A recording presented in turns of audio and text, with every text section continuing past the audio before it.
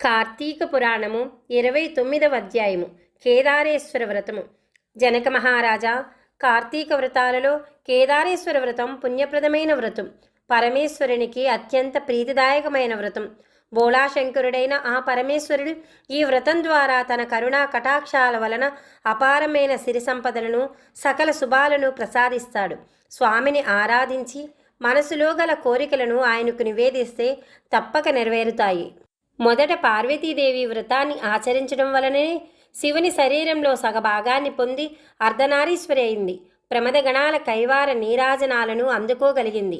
అది ఏ విధంగా అంటే, పరమేశ్వరుడు పార్వతిని వివాహమాడి కైలాసానికి వచ్చాడు. సుర గరుడ కిన్నెర గణాలు, నారద తుంబురులు, యక్ష గంధర్వాదులు, ప్రమదగణాలు అందరూ కలిసి స్వాగతం పలికారు. ఘృతాచి, తిలోత్తమ, ఊర్వశి, రంభ మొదలైన వారంతా చూడచక్కగా నృత్యం చేశారు.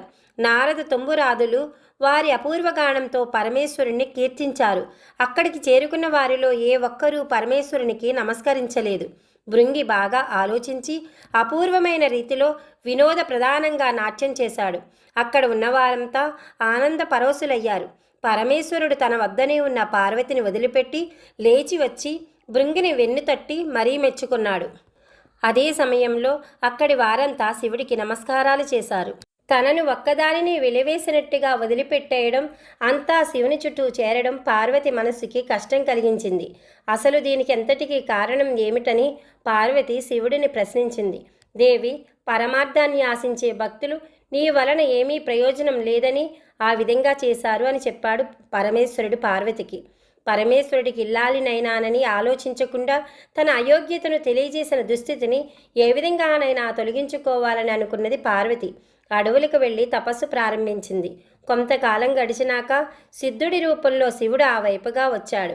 కోరిక పట్ల వ్యామోహంతో ఏకాగ్రతను సాధించలేకుండా నువ్వు ఎంతకాలం తపస్సు చేసినా ఏమీ ప్రయోజనం పొందలేవు. ఇది కార్తీక మాసం. బోళాశంకరుడైన ఈశ్వరుడు కేదారేశ్వరుడన్న పేరుతో భక్తులను ఉద్ధరిస్తాడు. దీనినే కేదారేశ్వర వ్రతం అంటారు. ఈ వ్రతం చేసేవాళ్ళు నిష్ఠతో, భక్తితో స్వామిని ఆరాధిస్తూ తమ కోరికను విన్నవించుకుంటే అవి నెరవేరుతాయి. ప్రతిష్ట, ప్రగతి కూడా సిద్ధిస్తాయి అని చెప్పి అంతర్ధానమయ్యాడు. సిద్ధుడు చెప్పిన ప్రకారంగా పార్వతి తన కోరికను పరమేశ్వరునికు నివేదించుకుంటూ కేదార వ్రతమును చేసి శివునిలో సగం శరీరాన్ని పొంది పరమేశ్వరుణ్ణి అర్ధాంగి అయింది. దీనినే కేదారేశ్వర వ్రతం, కార్తీక నోము అంటారు. ఈ కార్తీక మాసం 4 సోమవారాల్లో 3వ సోమవారం కార్తీక పూర్ణిమ ప్రసిద్ధమైనవి, సిద్ధిప్రదాయకమైనవి.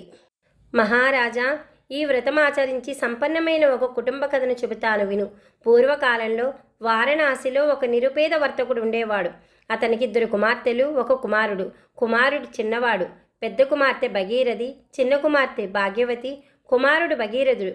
ఆ వైశ్య దంపతులు తమ సంతానంతో ప్రొద్దుగడవడమే దుర్భరంగా బ్రతుకుతుండేవారు. ఆడపిల్లలిద్దరూ అడవికి వెళ్ళి కట్టులు ఏరుకుని వచ్చి వాటిని గ్రామంలో అమ్మి ధనం తీసుకుని వచ్చేవాళ్ళు. ఆ కుటుంబం ఆ ధనంతోనే జీవితం సాగిస్తుండేది. భగీరథి, భాగ్యవతులు కట్టెలు ఏరుకోవడానికి అడవికి వెళ్ళి వస్తూ దారిలో ఒక మర్రి చెట్టు నీడలో జరుగుతున్న కేదారేశ్వర వ్రతాన్ని చూశారు. వ్రత విధానాన్ని అడిగి తెలుసుకున్నారు. భక్తి ప్రధానమని చెప్పగా విన్నారు. అక్కడే ఒక చెట్టు క్రింద కూర్చుని పూజ చేసి ఇంటికి తిరిగి వచ్చారు. ఆ రోజున వారి కట్టెలకు ధనం ఎక్కువ వచ్చింది. అదంతా కేదారేశ్వరుని కరుణా కటాక్షమే అని గ్రహించారు ఆ ఆడపిల్లలు. తల్లిదండ్రులకు ఆ విషయం చెప్పారు. కేదారేశ్వర వ్రతం ఇంట్లో చేసుకుందామని తల్లిదండ్రులను అడిగారు. బిడ్డలారా, పూజా ద్రవ్యాలకు, ధూపదీపాలకు, నైవేద్యాలకు ఖర్చు చేయడానికి తగినంత సొమ్ము మనకు లేదు కదా. ఆ దేవుడికి కరుణ కలిగినప్పుడు తప్పకుండా చేసుకుందాం అన్నారు. అలా కాదు, భక్తి మాత్రమే ప్రధానం అన్నారు. ఆ దేవుడు మనకు అనుగ్రహించిన విధంగానే చేసుకుంటామన్నారు అక్కా చెల్లెళ్ళు. తల్లిదండ్రులు అంగీకరించారు. ఆ రోజున ఉదయమే గంగానదికి వెళ్ళి తలస్నానం చేశారు. పచ్చి మంచినీళ్లు కూడా తీసుకోకుండా ఉపవాసం ఉన్నారు. కేదారేశ్వరునికి నమస్కరించుకున్నారు. అడవికి పుల్లలు ఏరుకోవడానికి వెళ్ళారు. వస్తూ దారిలో మర్రి చెట్టు ఆకులు, మర్రిపళ్ళు, మర్రి ఊడలు కోసి తెచ్చుకున్నారు. సాయంత్రం ఇంటి ముందర ముగ్గులు తీర్చిదిద్దారు. పూజ చేయడానికి వేదికను ఏర్పాటు చేసుకున్నారు. పరమేశ్వరుడి చిత్రపటాన్ని పెట్టుకున్నారు. గణపతికి నమస్కరించుకున్నారు. పరమేశ్వరుణ్ణి పూజించారు. స్వామి, మేము నిరుపేదలం. ఈ మర్రి ఆకులనే తమలపాకులని భావించి ఈ మర్రికాయలనే వక్కలని అనుకో. ఈ మర్రి పళ్ళని బూరెలని భావించి స్వీకరించు. ఈ మర్రి ఊడలే తోరాలనుకో అని పరమేశ్వరుడికి వాటిని నివేదించారు. పూజ పూర్తి చేసుకుని తీర్థం తీసుకున్నారు. చంద్రోదయాన్ని చూసి చల్లగా చూడు తండ్రి అని మొక్కుకున్నారు. ఆ తరువాత పుల్లలను అమ్ముకొని నూకలు తెచ్చుకోవాలని బయలుదేరారు. తమ తట్టలోని పుల్లలు బంగారు పుల్లలై కనిపించడంతో అంతులేని ఆశ్చర్యానందాలను పొందారు. ఆ బంగారు పుడకల కారణంగా వాళ్ళ స్థితిగతులు మారినాయి. పేరు ప్రతిష్టలు పెరిగాయి. నియమం తప్పకుండా కార్తీక నోములు నోచుకుంటున్నారు. కుమార్తెలిద్దరికీ యుక్త వయసు వచ్చింది. సౌందర్యవంతులైన కుమార్తెలలో పెద్దమ్మాయిని తూర్పు దిక్కు నుండి ఒకరు, పడమర దిక్కు నుండి మరొకరు వచ్చి చిన్నమ్మాయిని తమ తమ కుమారులకు భార్యలుగా చేసుకుని తీసుకువెళ్లారు. భగీరథయ్య పెరిగి పెద్దవాడయ్యాడు. ఎప్పుడూ వచ్చినట్లే కార్తీక మాసం వచ్చింది. అప్పట్లో పేదతనం వలన కార్తీక నోములు అంతంత మాత్రంగా చేసుకున్నాం. ఇప్పుడు మన అంతస్తుకు తగిన విధంగా చేసుకుందామని తల్లిదండ్రులను ఒప్పించాడు. పట్టు తోరాలు పాతవన్నీ తీసేసి పెరట్లోని కాకరపాదు మీదకి విసిరేశాడు. బంగారు తోరాలు చేయించి ఎంతో ఆడంబరంగా ఘనంగా నోచుకున్నాడు. దర్భం బాగా ఉంది. కానీ భక్తి లేకపోవడంతో కేదారేశ్వరుని అనుగ్రహం తప్పింది. సిరి సంపదలు తిరిగిపోయాయి. పేదరికంతో మళ్ళీ బ్రతుకు దుర్భరమైంది. తిండి గడవటం కూడా కష్టమైపోయింది. పెరట్లోని కాకరపాదు విరగగాసింది. తల్లి కాయలు కోసి కొడుకు చేతికి ఇచ్చి షావుకారికి ఇచ్చి నూకలు ఏమైనా తీసుకురా అన్నది. గంజి కాచుకుని తాగుదామని చెప్పి పంపించింది. వాటిని తీసుకెళ్ళి భగీరథయ్య శెట్టి అంగడికి వెళ్ళి, అయ్యా ఈ కాకరకాయలు తీసుకుని చారెడు నూకలు ఇప్పించండి అని పరిపరి విధాలుగా ప్రతిమలాడాడు. ఈ చేదుకాయలు దేనికి అంటూ కసురుకొని కొన్ని నూకలిచ్చి పంపించాడు శెట్టి. శెట్టి ఆ కాయలు ఇంటికి తీసుకువెళ్ళి భార్యకిచ్చి పులుసు పెట్టమన్నాడు. ఆమె కాకరకాయను కోయగానే వాటిల్లో నుండి నవరత్నాలు రాలిపడినాయి. ఈ ఆశ్చర్యానికి శెట్టి మురిసిపోయాడు. ఆ మరునాడు మళ్ళీ భగీరథయ్య కాకరకాయలను పట్టుకుని నూకలికి వచ్చాడు. అప్పుడు శెట్టి, అబ్బాయి, నిన్న నువ్వు ఇచ్చిన కాకరకాయలు చాలా బాగున్నాయి. నీకు ఎక్కడివి అని అడిగాడు. మా పెరటిలోని చెట్టుకి కాసినాయి అని చెప్పాడు. ఆ కాయలను రోజు నాకే తెచ్చిపెట్టు అన్నాడు శెట్టి. బియ్యం కొలిసి ఇచ్చాడు. కుర్రవాడు చాలా ఆనందించాడు. ఆ ప్రకారంగా చెట్టునున్న కాయలన్నింటినీ ఆ శెట్టికే అమ్మాడు.